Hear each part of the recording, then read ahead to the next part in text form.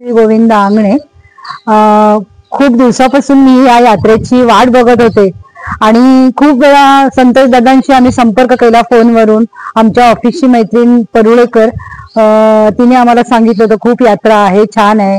एकतर नवनाथ महाराजांबद्दल तशी काहीच माहिती नव्हती आणि ही यात्रा मला करायचीच होती।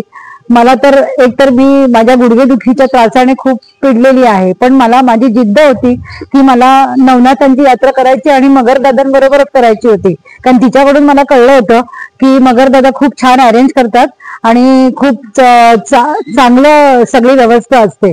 मग म्हटलं माझी एक मैत्रीण आहे ऋतुजा पाटील, ती आणि मी आम्ही दोघींनी ठरवलं, पण योगच येत नव्हता। आज जवळजवळ गेली 2 वर्ष आम्ही सतत मगर दादांच्या संपर्कात आहोत की आम्ही यावेळेला येणार, आम्ही यावेळेला येणार, पण यावेळेला योग आला आणि खरंच खूप यात्रा आमची छान संपन्न झाली। सगळीकडे खूप छान दर्शन घेतलं आणि मगर दादांनी एवढी सुंदर व्यवस्था ठेवली होती की आम्हाला त्याचं म्हणजे मला माझं दुखणं काहीच वाटलं नाही।